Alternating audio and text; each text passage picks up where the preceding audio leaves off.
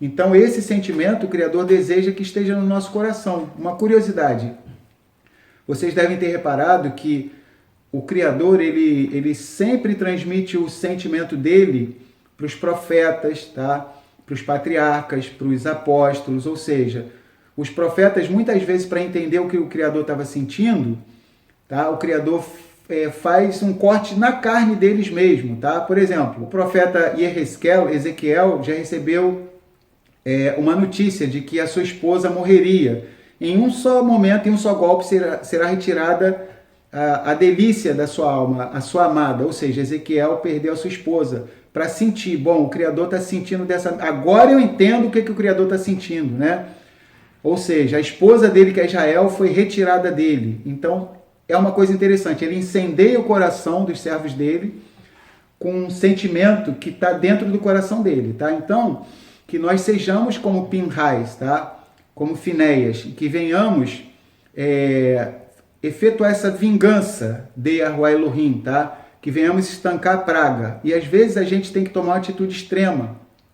Situações extremas exigem atitudes extremas. Então não era o momento de ficar pensando, se Pinhais ficasse pensando assim, né? Agir ou não agir? Então já tinha morrido 24 mil, só dele falar isso assim, agir ou não agir? 25 mil, né? Será que eu vou ou não vou? 26 mil, né? Eu não sei. Deixa eu dar uma pensada aqui, 27 mil. Então, assim, era questão de segundos, já estava morrendo de milhares de pessoas, tá? Então, ele agiu na hora, tá? Então, uma característica que a gente vê no Tanar, nos primeiros escritos, o Criador fala isso para diversos reis de Israel e diversos homens. Quando o Espírito de Yahuwah vier sobre ti, faze o que estiver no seu coração, porque Yahuwah é contigo. Vamos lá, vou ler um comentário aqui do Rumash, tá? Eu tirei a foto que fica mais fácil, porque o Rumash é muito grande, tá? Então já tirei a foto para ler aqui o comentário sobre o nome da Paraxá.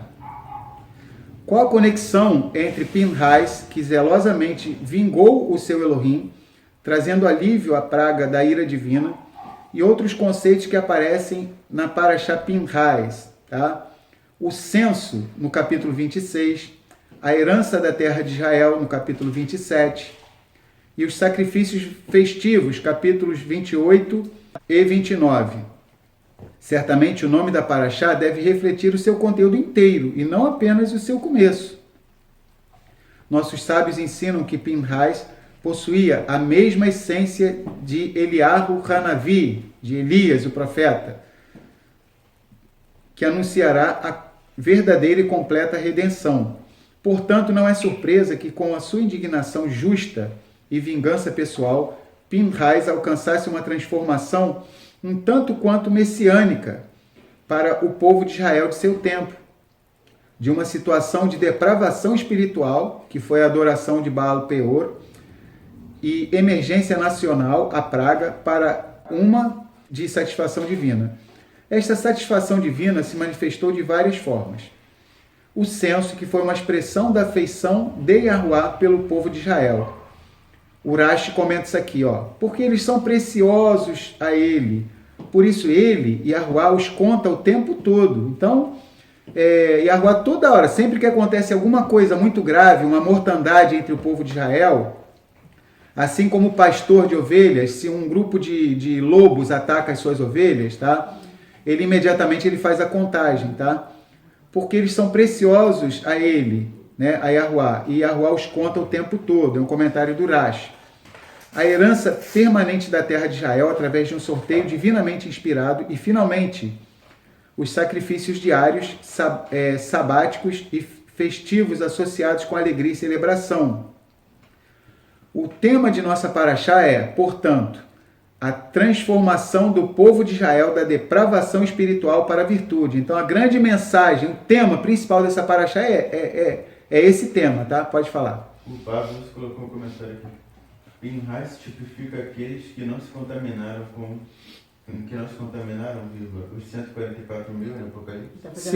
Sim, né? O Pablo então está fazendo uma pergunta, né? Sim, Pablo, você está certo, tá? Pinhais, ele tipifica os 144 mil, sim, que não se contaminaram, né? Os 144 mil das 12 tribos de Israel são descritos em Apocalipse 7 e Apocalipse 14. Eles são tão especiais para Yahuwah, os 144 mil, que eles aparecem em capítulos que são múltiplos de 7 no Apocalipse. Quem quiser memorizar é fácil, é capítulo 7 e capítulo 14, tá? Então, realmente, os 144 mil, né, que são aqueles que guardam os mandamentos de Elohim e têm a fé no Messias Yahushua, tá? Então, eles serão esse remanescente dos últimos dias, os 144 mil, isto é, 12 mil de cada tribo. Então, o Pablo está certo, tá? Em um certo sentido, os 144 mil são bem parecidos com Pinhais, ao estilo de Pinhais.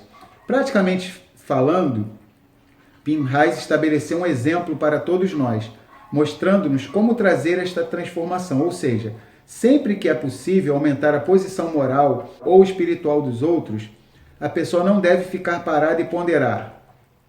Certamente existem pessoas melhores do que eu para esta tarefa. Assim como Pinhais, a pessoa deve agir no momento certo, sem hesitar. Quantos aí já não pensaram, né? Caramba, como é que o Criador foi chamar logo eu e a minha casa, a minha família? Muitos já devem ter pensado, poxa, eu conheço o fulano de tal. Ah, o fulano de tal é mais eloquente. Ah, aquela outra pessoa é muito mais inteligente do que eu. Poxa, aquela pessoa tal é muito mais desinibida do que eu. Por quê? Poxa, tinha outras pessoas para o Criador usar para fazer o que eu estou fazendo, por que ele não escolheu pessoas melhores, né?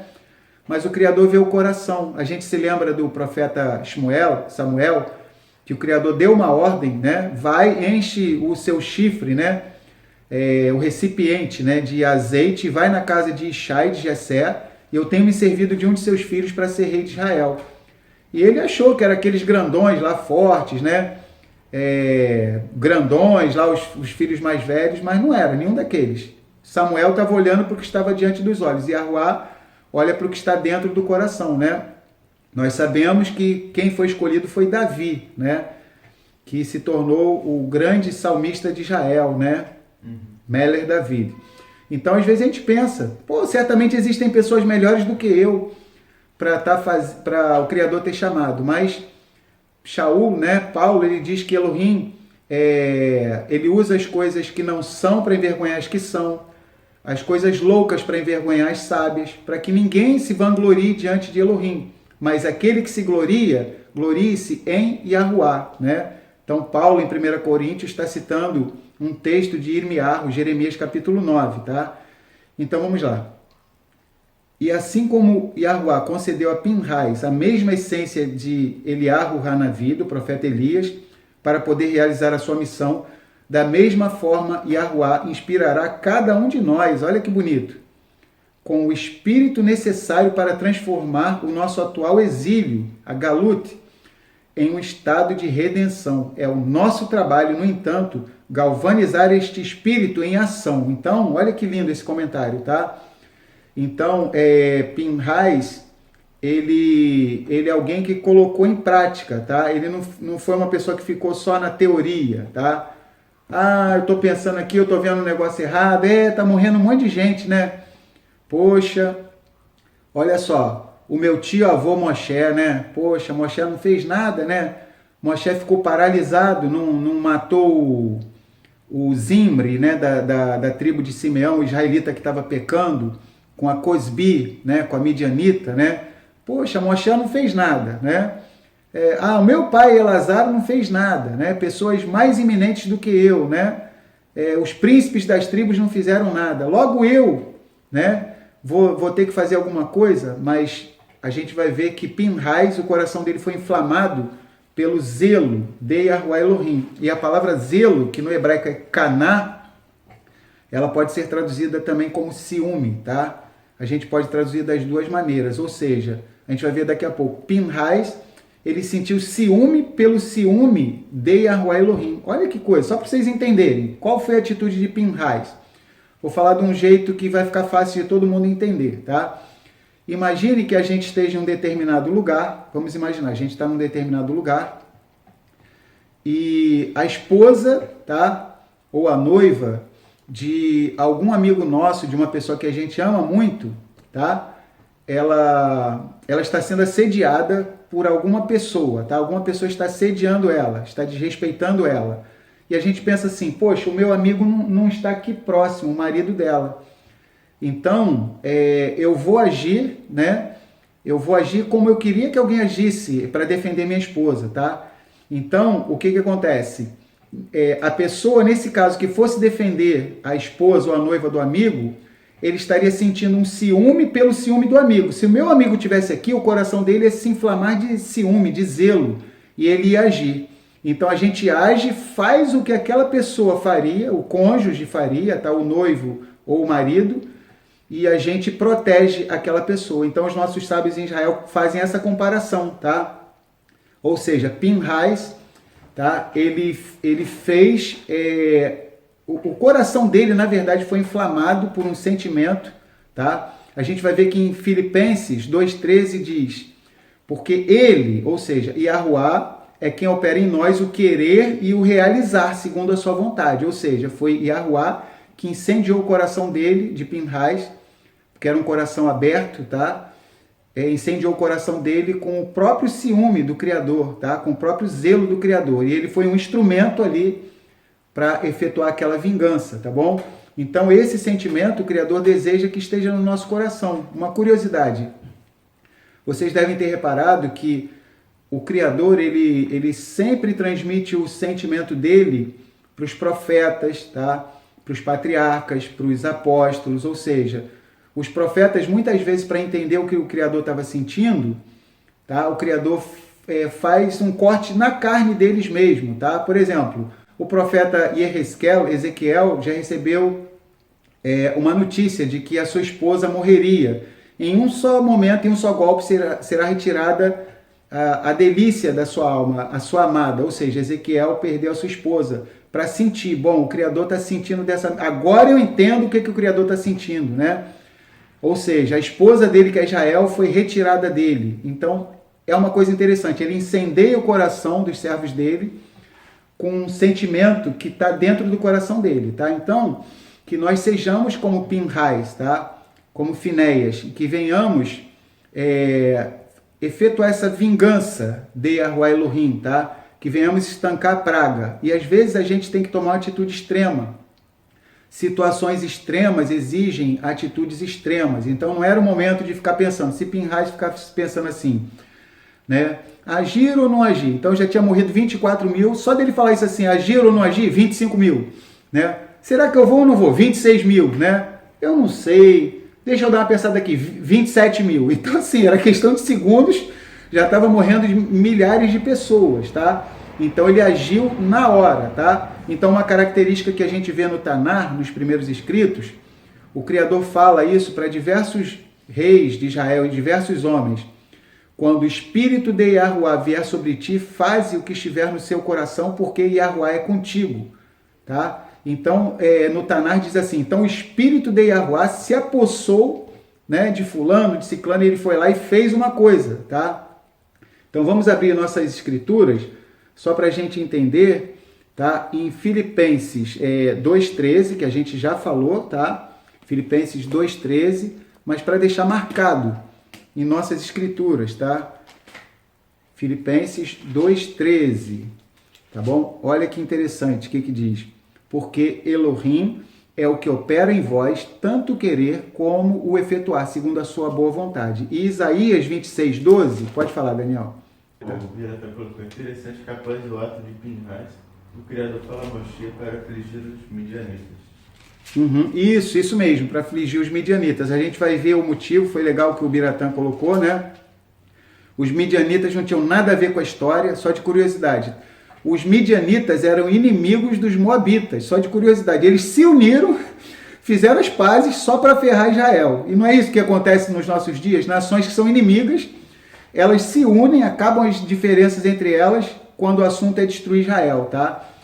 Então, o Criador manda efetuar uma vingança contra os midianitas, que não tinham nada a ver com a história. Moabe, o Criador entendeu. Embora o Criador tivesse falado para Moisés que Israel não herdaria a terra de Moabe, mas o Criador entendeu, porque Moabe estava ali perto do povo de Israel, ficou com medo, foi compreensível, tá? Não deveria Moabe ter ficado com medo, tá? Mas foi mais compreensível. Agora, Midian, Os midianitas não tinham nada a ver com a história e se meteram numa briga que não era deles. Então, o Criador pede para se vingar contra esse povo, tá? Então vamos lá, Isaías 26, 12. Yahuá, tu nos darás a shalom, a paz, porque tu és o que fizeste em nós todas as nossas obras. Olha, igual Filipenses 2,13, tá?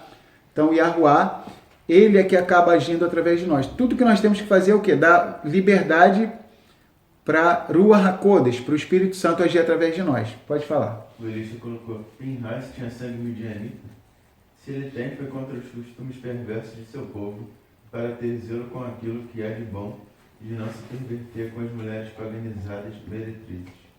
Isso aí que o Elisha colocou, muito show. Mesmo ele tendo o DNA midianita dentro dele também, por parte de mãe, né, mas ele não seguiu os costumes, as coisas erradas que o povo de Midian fazia, né? Então, bem interessante, né? Então, o DNA israelita está espalhado pelos 4 cantos da terra. Hoje em dia, ninguém das 12 tribos pode dizer que é 100% puro. Esse negócio de pedigree não existe, tá? A própria casa de Judá, que é a que mais exige pureza, nem ela não tem essa pureza toda que ela tanto exige, tá? Ou seja, tá, são milhares de anos, tá? Diáspora, cativeiro, para lá e para cá. É impossível que outros povos não tenham se misturado com Israel, tá? Pode falar.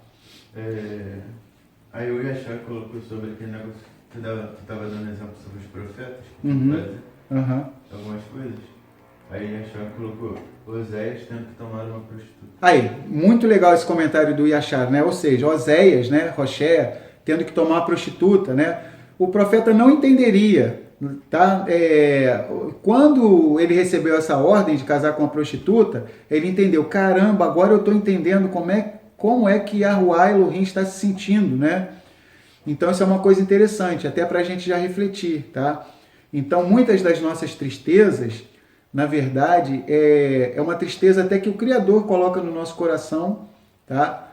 Como diz Paulo, a tristeza segundo os homens produz morte, mas a tristeza segundo Elohim produz arrependimento e vida, ou seja, uma tristeza, entre aspas, boa, para a gente sentir o que o Criador sente, tá? Quando a gente se sente, vamos supor, rejeitado, desprezado, excluído, é assim que o Criador se sente. Só para a gente ter ideia, em 1 Samuel 8,7, vamos abrir em 1 Samuel 8,7, Shmuel Aleph, 1 Samuel 8,7. O profeta Samuel, triste, né? Achando que o povo não estava gostando dele, do ministério dele e tal, né? O povo pede um rei, Samuel fica todo triste, poxa, eu dedico a minha vida a esse povo e eles não me consideram suficiente, eles querem um rei.